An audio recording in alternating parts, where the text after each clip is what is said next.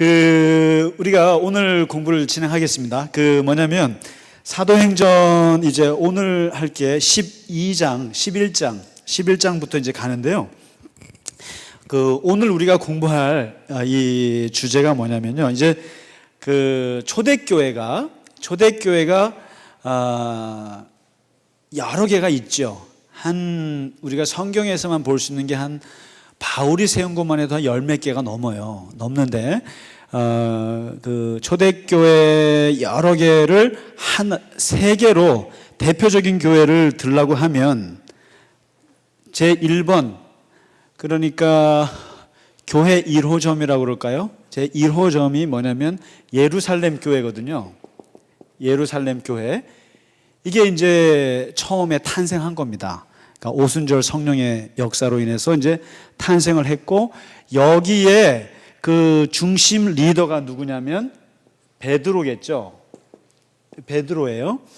그 다음에 이제 2호점이 생긴 거죠. 교회가 2호점이 생겼는데, 2호점이 바로 뭐냐면 안디옥 교회라는 거예요. 안디옥 교회. 이 교회를 좀 주목해서 볼 필요가 있어요. 그래서 이제 초대교회 중에 3대 교회를 꼽으라 그러면 예루살렘 교회, 안디옥 교회, 그 다음에 터키 쪽에 세 번째가 이제 에베소 교회가 나와요. 이게 터키의 모교회라고 말할 수 있어요. 모교회가 에베소 교회. 왜냐하면 바울이 에베소에서 2년 반 동안 성경을 가르치면서 생긴 아시아에 있는 7교회, 이렇게 아시아라는 게 터키 서쪽 지방, 그거에 이제 모태가 됐던 게 에베소 교회거든요. 그러니까 이 초대교회 세 개를 들려고 그러면 이제 이 예루살렘 교회, 안디옥 교회, 에베소 교회인데, 예루살렘 교회의 리더는 베드로고요. 안디옥 교회는 이제 오늘 보겠습니다. 오늘 바로 이제 11장에 나와요. 왜냐하면 이 초대교회가 재밌는 게, 초대교회의 선교가 시작된 동기가 누구냐면은 바로 스데반이에요. 그러니까 베드로의 설교를 듣고는 3,000명이 회개했지만 스데반의 설교를 듣고는 돌을 던졌어요. 그런데 이 예루살렘 교회로만 머무르려고 했던 게 베드로였는데, 여기에 초를 친 사람이 누구냐면 스데반이에요. 스데반이 설교를 하면서 순교를 당해요. 그러니까 성령 받고 승승장구하던 예루살렘 교회가 길을 확 꺾어놓은 게 스데반의 죽음이에요. 그러니까 예수 믿고 잘 나가다가 갑자기 사람이 죽어나가니까 뭐가 오냐면 이 예루살렘 교회에 두려움이 찾아오죠. 그러면서 이렇게 살 수가 없겠구나 싶어서 다 도망가요. 흩어집니다. 흩어지면서 그냥 흩어지는 게 아니라 이제 여기서 빌립이라는 사람이 나오고, 그러면서 이제 여기서 누가 또 회심하냐면 바울이 회심을 하게 돼요. 이 순간에 스데반이 죽고 나서 바울이라는 일꾼이 생기게 되고, 그리고 이제 베드로도 지난주에 말씀드렸죠. 보자기 내려오는 거 보고 고넬료라고 하는 이방인에게 복음을 전하게 되면서 베드로도 뭔가 안목이 바뀌기 시작하면, 그러면서 교회가 확 퍼지는 거예요. 그러니까 퍼지면서 이제 교회가 이제 선교가 되는 거죠. 그러니까요, 이게 교회가요, 분열되는 게 꼭 나쁜 건 아니에요. 그러니까 교회가 보면은, 교회가 어떻게 선교가 이루어졌냐 그러면 교인들끼리 싸워서 이루어진 적이 많아요, 사실상. 교단이라고 하는 것이 어떻게 보면 갈라진 거지만, 어떻게 보면 사람들마다 자기가 하나님을 경험하는 색깔이 다른 거를 이렇게 모아놓은 거예요. 그래서요, 장로교는 되게 말씀을 좋아하는 사람들끼리 모이는 거예요. 그 다음에 오순절 교회는 성령을 좋아하는 사람들이에요. 그리고 구세군 같은 경우는 구제를 하지 않으면 은혜를 못 받는 분들이에요. 그리고 감리교는 또 그렇고, 성결교는 또 전도를 안 하면 못 견디는, 그런 나름대로의 자기의 색깔들이 있는 게 교단으로 이렇게 나눠진 거란 말이죠. 근데 그게 나눠질 때 보면 아픔이 있었어요, 사실상. 왜냐하면 서로가 다르니까 이게 갈라지는 거예요, 사람이. 그러면서 교단이 생겼고, 그 다음에 카톨릭 같은 경우는 형식을 좋아했죠. 그런데 마틴 루터 같은 사람이 말씀이 중요하다고 빼면서 개신교가 나오고, 그게 아픔이 있었죠. 근데 마찬가지로 이 초대교회가 퍼지게 된 이유 중에 하나가 바로 이런 스데반의 죽음의 아픔을 겪으면서 교회가 퍼지는데, 이게 퍼지면서 이제 이게 선교라는 게 이제 생기는 거예요. 그러면서 생각지 않은 곳에 교회가 생겼어요. 안디옥이에요. 혹시 안디옥이 어딘지 아세요?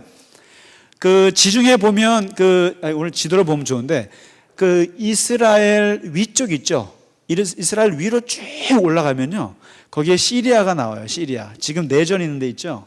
그 시리아가 있는데 그 시리아가 왜 슬프냐면 되게 중요한데 거기가 되게 유서 깊은 곳이에요.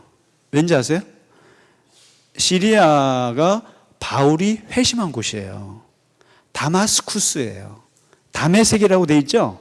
기독교를 어떻게 보면 창립하다시피 한 사람이 바울이에요. 근데 이 바울이 39에 회심한 곳이 바로 다마스쿠스고 다마스쿠스가 지금 시리아예요. 그래서 이 시리아는 이번에 WCC 부산 총회를 했죠. 근데 WCC 기독교에서는 가장 큰 그 회의인데 WCC 총회를 할 때 후보지가 2개가 있었어요. 그 1순위가 어디였냐면 시리아였어요. 시리아였고 하나가 부산이었어요. 그런데 원래 시리아를 하려고 그랬어요. 왜냐하면 시리아가 다메스쿠스가 있으니까 바울이 회심한 곳이 있어서 기독교의 출발이 거기서 이루어졌어요. 그래서 되게 중요한 곳인데 결국 한국으로 왔죠. 그런데 한국으로 결정되고 나서 시리아 내전이 벌어졌어요. 그러니까 하나님의 뜻이죠. 시리아에서 어떻게 해요, 회의를.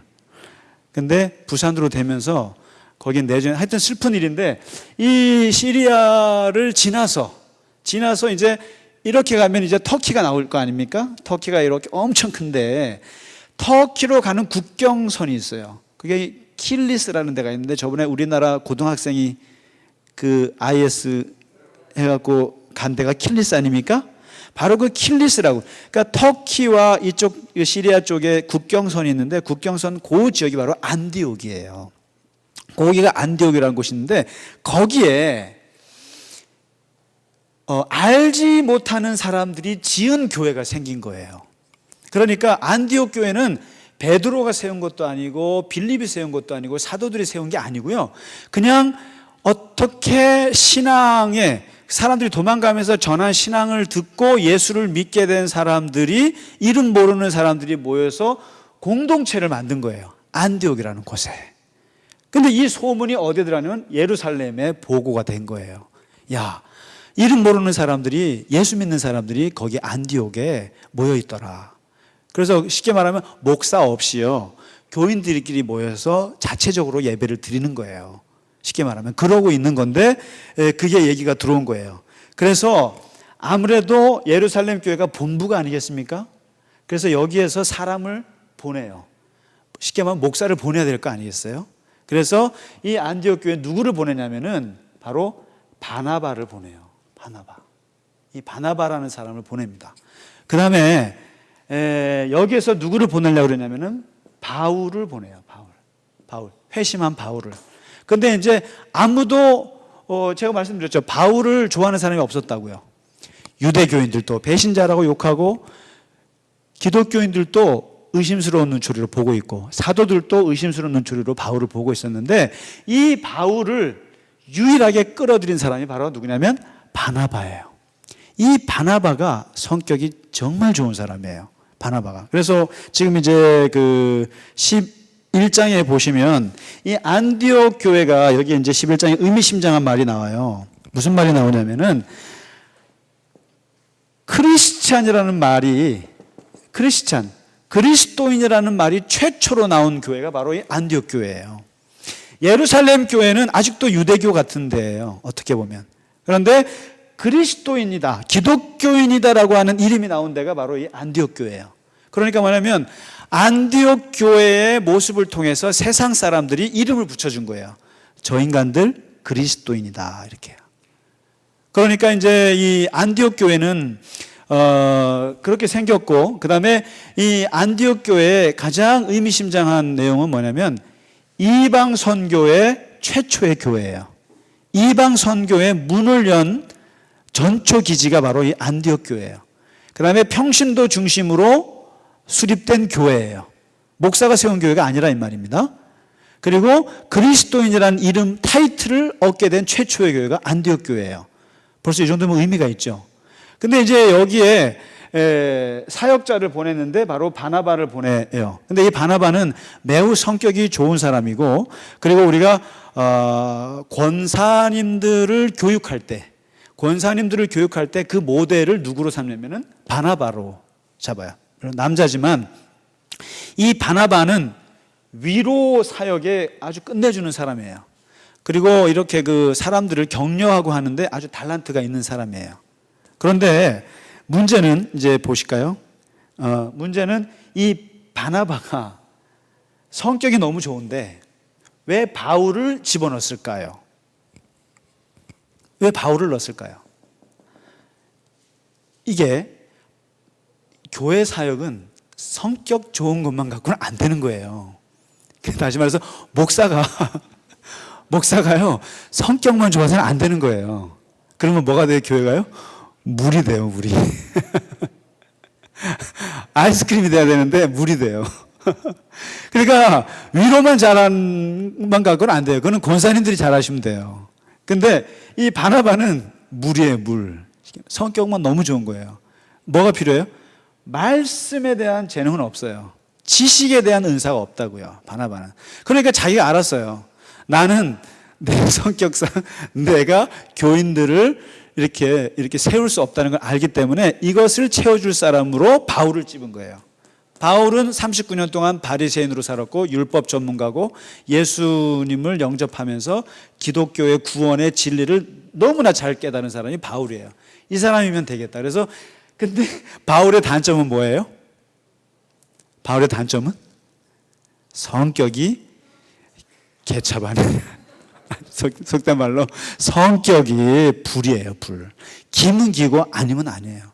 어떻게 서울에서 뉴욕까지 갔다 오는 거리를 27년 동안 걸어 다닐 수가 있어요? 불같은 사람이에요. 불같은 사람이고 정말 예수 믿는 사람을 죽이는 게 하나님의 뜻으로 알았던 사람이고, 이 사람이 예수를 만났으니 얼마나 팔자가 드세겠어요. 성격이 바나바 같아가지고는 되겠어요? 바울이요? 불같은 사람이에요.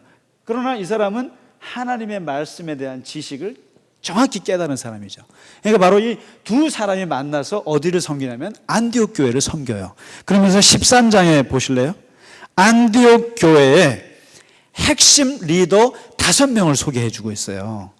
5명을 소개해 주는데 그 5명이 누구냐면 바나바죠. 그 다음에 니게르가 뭐겠어요? 니그로, 아프리카 쪽 사람인 거예요.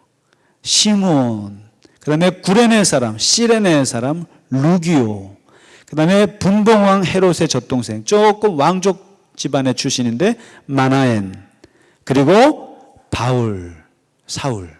5명이 핵심 멤버인데 이 핵심 멤버가 안디옥 교회의 운영위원인 거예요. 목회팀인 거예요.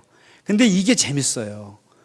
여기에 보면 인종이 달라요. 지금 인종이 달라요.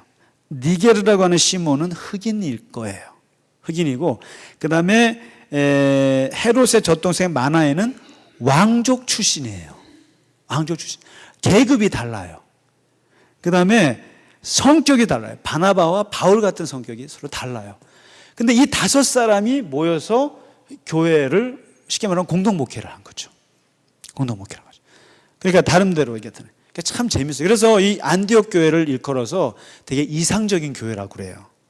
어떻게 보통 우리가 보통 담임 목사의 카리스마를 중심으로 해서 교회가 움직여야 좀 일사불란한데 어떻게 이 5명이 계급도 다르고 인종도 다르고 출신도 다른 사람들이 모여서 교회를 섬길 수가 있는가? 근데 하여튼 이 사람들이 섬겼다는 거예요.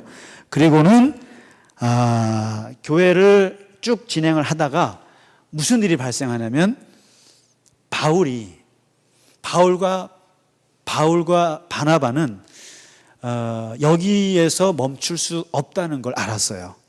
그러니까 지금처럼 목사가 한번 교회에 파송이 되면 거기서 70 될 때까지 하고 은퇴하는 것이 이게 이제 자리를 잡았죠. 이제 교회는 제도화 됐으니까. 그런데 이 당시만 해도 제도화된 게 아니잖아요. 근데 바울은 알았어요. 내가 돌아다녀야 된다는 것을. 그러면서 이 5명 중에 핵심 중에 핵심이 누구겠어요? 바울과 바나바겠죠. 그런데 이 2사람이 여기서 은퇴를 해요. 쉽게 말하면 사임을 합니다.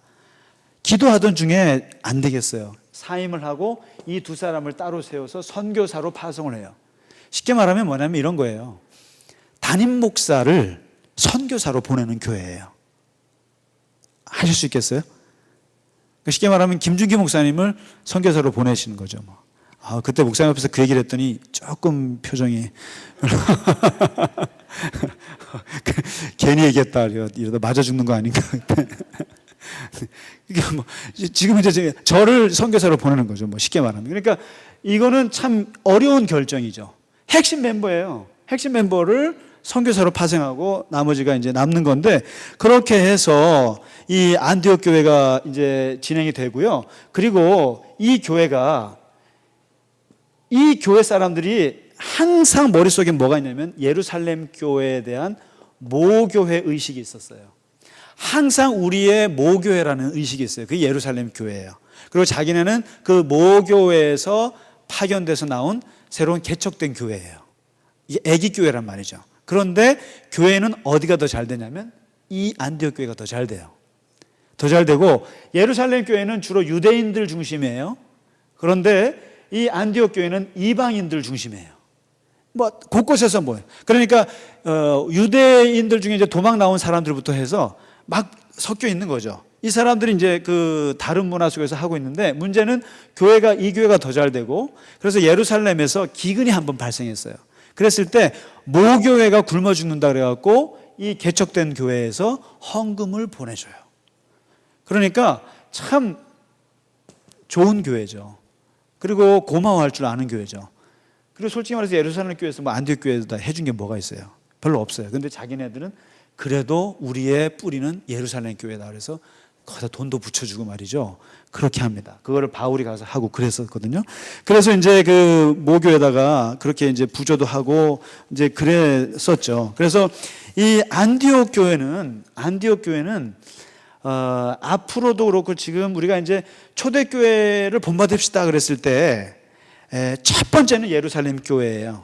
예루살렘 교회에서 그 모였던 모습들, 그 원형이고요. 원형처럼 교제하고 기도하고 말씀 보고 예배드리고 모이기에 힘쓰고 구제하고 이런 것들을 보여주고 있고, 안디옥 교회는 이방 선교의 문을 활짝 연 교회로서 가장 이상적인 교회를 안디옥 교회로 들어요. 그래서 오늘날 교회들이 어디를 본받아야 되냐 그러면 안디옥 교회를 본받아야 되지 않느냐. 어떻게 담임 목사를 선교사로 파송하고 자기 모교에다가 헌금하고 그리스도인이라는 타이틀을 여기서 얻게 되고, 그리고 여러 사람이 색깔도 다르지만 같이 맞춰서 성령 안에서 한 몸이 돼서 교회를 움직여 나갔던 교회죠. 굉장한 교회입니다. 이게 안디옥 교회가 이제 그런 그 두 번째 교회를 말씀드리고요. 그 사이에 12장에 아주 재밌는 사건이 터져요.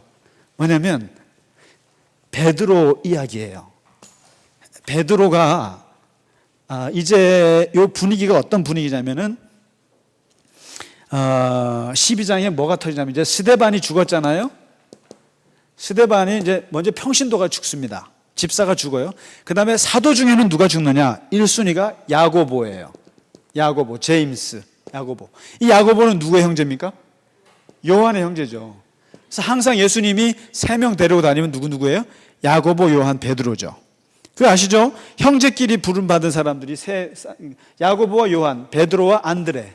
나는 왜 안드레는 안 껴줬는지 모르겠어요. 항상 3명 데려다니면 베드로와 야고보, 요한을 데려다녔는데, 근데 이 두 집이 참 재밌어요. 제가 말씀드렸죠. 이 야고보 같은 사람, 이 부잣집 아드님들이에요. 세베대. 그래서 어머니가 치맛바람 하시는 분이세요.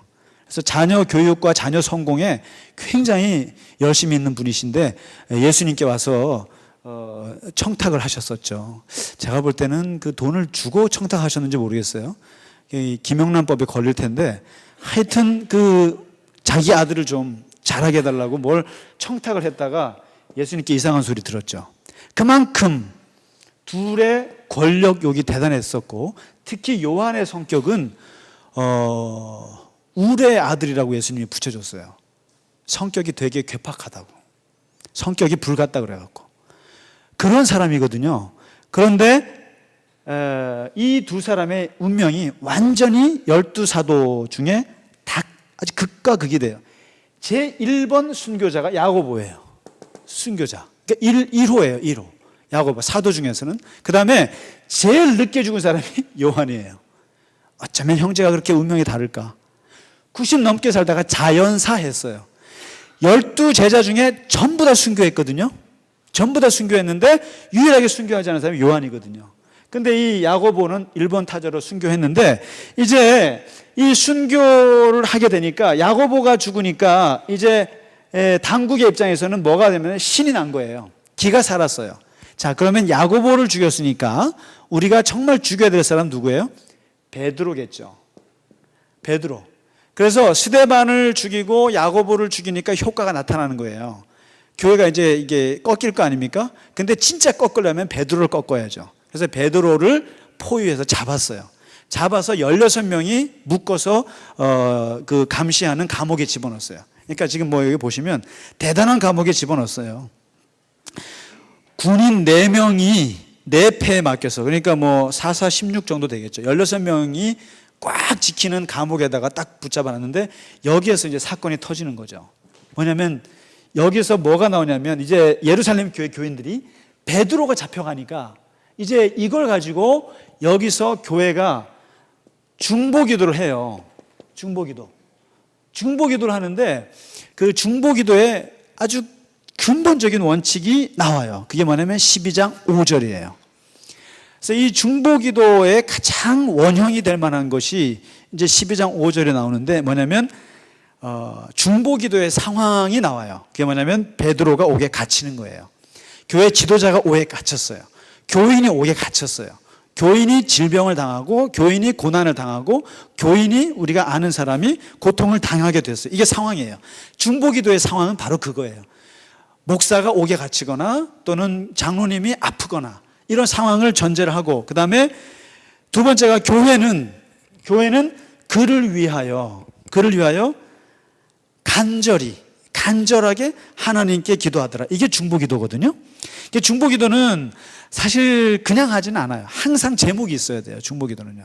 어떤 상황이 있어야 돼요. 그게 뭐냐면 옥에 갇히는 상황이 있어야 돼요. 그게 내가 아니고 누군가, 교회 안에 지도자가 됐건 교회 안에 교인이 됐건 옥에 갇히는 상황이 있으면 교회는 그 기도하는 주체는 그를 위해서 나를 위해서가 아니라 그를 위해서 간절히 기도하더라. 이게 중보기도거든요. 근데 재밌는 것은 이 초대교회로서는 너무 놀라운 일이죠.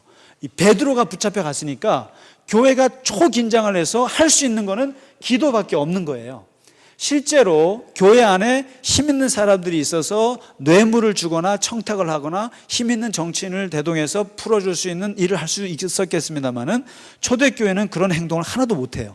하나도 못하고 온 교인들이 기도를 하는데, 문제는 이 기도하는 시간에 이쪽에서는 이 고난의 현장, 옥의 현장에서 기도한 결과가 묘사된 유일한 곳이에요. 쉽게 말해서 이곳에서 목사님을 위해서, 예를 들면 필리핀에 우리가 만약에 간다 쳐요. 가면 필리핀에서 열심히 봉사하고 있는데 여러분이 기도를 여기서 하고 있어요. 하고 있는데 그 기도가 그 현장에서 어떻게 이루어지는지를 보여주고 있는 게 7절, 8절이에요. 이걸 보면서 우리가 중보기도의 영적인 원리를 알 수 있어요. 왜냐하면 중보기도를 한다고 하는 것은 누군가를 위해서, 해외에 있는 자식을 위해서 누군가를 기도한다는 것은 첫째가 뭐냐면 7절에 보면 나와요. 뭐냐면 생각지 않은 호련히 주의 사자가 나타난다. 다시 말해서 이거 아세요? 우리 기독교 전통 속에는 천사 개념이 있어요. 수호천사라는 것이 있어요. 수호천사가 있어서 대표적인 수호천사가 뭐냐면 라파엘은 뭐예요? 치료하는 천사죠. 그 다음에 미카엘, 전쟁의 천사죠. 또 누가 있죠? 갑자기 생각 안 나네. 저 예수님의 나심을 전해준 사람이 누구죠? 천사가? 가브리엘. 소식을 전해주는 천사가 있는데, 여기도 보면 우리가 누군가를 위해서 기도하면 그 기도 받는 사람에게 하나님의 천사가 등장합니다. 하나님의 천사가 그를 도와요. 그거 아세요? 우리를 돕는 천사가 2명씩 있다는 거 아세요? 성경. 그러니까 우리에게는 항상 수호 천사가 있어요. 보내준 천사가 있는데 그 천사가 호련히 주의 천사가 나타나서 빛이 나는데 어떻게 하냐면 이 천사가 베드로 옆구리를 깨우거든요. 깨워요. 깨우는데 재밌는 것은 깨워서 그냥 깨우는 것이 아니라 말도 하고요. 그 다음에 쇠사슬이 그 손에서 벗어지게 돼요. 이게 뭐냐면 중보기도의 효과인데 이게 참 놀라운 것이 하나님의 영의 역사라는 것은 그냥 생각이나 바꿔주고 또 어떤 무슨 뭐 이렇게 내 관념이나 바꿔주는 게 아니고요. 이 땅에 있는 물질을 움직이는 힘이 있다라는 거예요. 이게 중보기도가 무섭다는 게 그래서 무서운 거예요. 그러니까 이 지금 교인들이 베드로를 위해서 기도할 때 쇠사슬이 풀어졌다는 거예요. 다시 말해서 천사가 컨트롤하는 영역이 그냥 귀신이 이렇게 저기서 뱅뱅뱅 도는 게 아니라 그 천사의 능력이 쇠사슬을 깬다고요. 쇠사슬을 깬다는 얘기예요. 다시 말해서 하나님의 다스리는 영역이 물질까지 다스린다고요. 굉장히 무서운 얘기예요. 그래서 쇠사슬이 풀어지는 거예요. 이게 누가 풀어준 게 아니라는 거예요. 그러니까 기도의 능력이라고 했을 때 이 기도의 능력을 어디까지 생각이 되냐면 물질 영역까지 다 생각하셔야 된다는 거죠. 그래서 이제 이게 벗어지는 거죠. 벗어지고 베드로가 나오고 이제 이게 꿈인가 생신가 하면서 나왔는데 찬바람을 딱 쐬고 나니까 알은 거예요. 아, 하나님의 천사가 나를 도왔구나. 여기 나오죠. 11절에 이제 이 일을 겪으면서 베드로가 3단계 이 일이 어떻게 이루어졌는지를 깨닫는 과정이 있어요. 첫 번째 과정은 환상이네 이런 거예요. 내가 꿈을 꾸고 있구나 이렇게 깨달아요. 이제 생각해 보세요. 갑자기 천사가 내려와서 옆구리를 찌르고요. 쇠사슬이 풀려가고요. 그러면서 내가 막 나가게 되니까 이 상황이 내가 지금 몽유병 환자구나라고 생각하죠. 첫 번째. 그러면 두 번째 찬바람을 쐬고 나서 딱 보니까 주님의 천사를 보내셨구나. 하나님이 천사를 보내셨구나. 이렇게 깨달아요. 조금 더 깨달아요. 자, 그 다음에 이 일이 왜 이루어졌는지를 마지막 세 번째 진짜 깨닫게 되는 것은 조금 시간이 걸려요. 이제 어디로 가겠습니까? 감옥에서 나왔으니까 그 교회로 가겠죠. 마가의 다락방 같은 데로 가겠죠. 떡하니 갔더니만 가서 문을 두드렸더니 거기서 교인들이 뭘 해요? 기도하고 있는 거죠. 막 기도하고 있는데 그 여자아이가 나와가지고 베드로를 보고 깜짝 놀랐죠. 그러면서 베드로 선생님 오셨다고, 사도님 오셨다고 소리를 치니까 교인들이 뭐라 그래요? 15절에 미쳤다 그랬어요. 미쳤다 너가. 그러니까 또 소리를 질러요. 진짜 베드로라고 그러니까 그러면 그게 천사야. 이런 거예요. 그러니까 베드로도 이 상황을 환상이겠다, 천사를 보내줬겠다 이렇게 깨달는데 시간이 걸리듯이 이 베드로가 끌려 나온 것을 놓고 교회에서 기도하는 교인들도 지금 미쳤다, 네가 환상을 보고 있다, 천사를 보고 있다 이렇게 얘기하고 있는 거예요. 이렇게 이제 모르고 있는 거예요. 그런데 이제 막상 베드로가 문을 탁 열고 들어오니까 어떻게 합니까? 16절에 기겁하고 놀라는 거예요. 자, 그러면 여기서 이제 베드로가 깨달은 것이 최종적으로 깨달은 것은 뭐겠어요? 베드로가 마지막 세 번째 깨달은 것은 교인들이 나를 위해서 중보기도를 했구나. 중보기도를 수십 명이 나를 위해서 기도했고 그 중보기도를 받으신 하나님이 그의 천사를 보냈고 그의 천사가 정말 환상처럼 꿈처럼 나를 옥에서 탈출시켰구나. 이제 거꾸로 다 깨달은 거죠. 그 뭐예요? 결국 중보기도의 힘을 깨달은 거예요. 그 다음에 이쪽에서 교인들은 미쳤구나. 어떻게 베드로가 나오냐. 그리고 천사다. 그리고 세 번째 우와 진짜네 하고 놀랐잖아요. 베드로네. 그러면서 뭐라 그래요?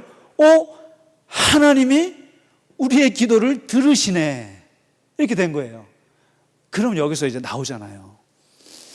이 기도 그러면 이분들이 이 교인들이요 100명이라면 100명이서 베드로에서 기도할 때 그러면 이분들이 믿음으로 기도했겠느냐는 거예요. 기도할 때요. 이분들이 기도할 때 믿습니다. 베드로가 나올 줄로 믿습니다 하고 믿음을 진짜 100% 믿고 기도했겠냐는 거예요. 아니죠.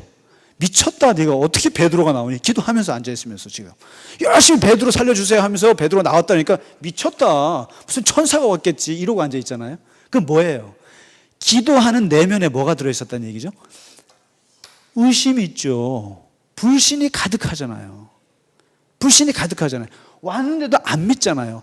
정말 믿음이 있었으면 베드로가 하나님이 우리의 기도를 들어주셨네 이렇게 나와야죠. 하나님이 우리의 기도를 들어주셔서 진짜 베드로 나타나 이래야지. 미쳤다 천사다 이렇게 하고 앉아있으면 뭐예요? 기도하면서 안 믿었다는 거 아닙니까? 그러면 뭐예요? 기도에서 정말 중요한 건 뭐겠어요? 믿음이 아니에요. 믿음이 아니에요. 중요한 것은 기도 자체가 중요한 거라고요. 제가 누누이 강조하지만 기도는 믿음으로 하는 거 아니에요. 우리가 믿음이 있어서 기도하는 게 아니라니까요. 지금 이 교인들은 두려움으로 한 거예요. 이러면 어떻게 하지? 베드로가 없으면 어떻게 하지? 우리도 죽겠네? 그러니까 할 수 있는 게 뭐예요? 베드로 살려주세요 하는 거예요. 그리고 살아날 거라고 생각도 못해요. 야, 베드로가 4명씩 4조로 해갖고 16명 있어. 이게 쇠사슬을 묶었대더라. 야고보를 죽였는데 베드로 안 죽이겠냐? 당연히 현실 자체가 베드로가 죽을 걸로 확신했던 사람들이에요. 그러니까 기도하면서도 살아나올 거라고 생각하지 못했던 사람들이 기도한 거예요. 그런데 이루어졌어요. 그럼 뭐예요? 기도는 믿음으로 하는 게 아니라는 거예요. 중요한 것은 하나님이 믿음을 보신다고 하시긴 하지만 그러나 중요한 것은 그 사람이 기도를 하는가를 보는 거예요. 기도를 그냥 했어요. 그러면서 우리가 사실 기도할 때 의심과 두려움과 불신을 가지고 기도하는 게 정상이라는 거예요, 사실상. 그리고 기도했기 때문에 하나님의 섭리 속에서 베드로를 살려내는 거지 얘들이 믿음이 좋아서 살리는 게 아니라고요. 되게 위로가 되지 않으세요? 되게 위로되죠? 기도하는 게 중요하다는 거예요. 솔직히 말해서 9.11 테러가 났을 때 빌딩이 무너지는데 그 빌딩에 내 아들이 있다는 말이에요. 근데 그 기도할 때 거기서 확신을 가지고 기도하는 부모가 몇 명이나 있겠어요? 거의 우울증 걸리고 불안장애 걸릴 정도로 기도하죠. 그게 살아날 거라고 생각하세요? 그 화면 보면서? 그러면서 기도한단 말이죠. 다시 말해서 중보기도라고 하는 것은 어떤 믿음을 가지고 하는 것이 아니라 불안과 두려움을 가지고 안고 그럼에도 불구하고 기도라는 걸 하는 것뿐이에요.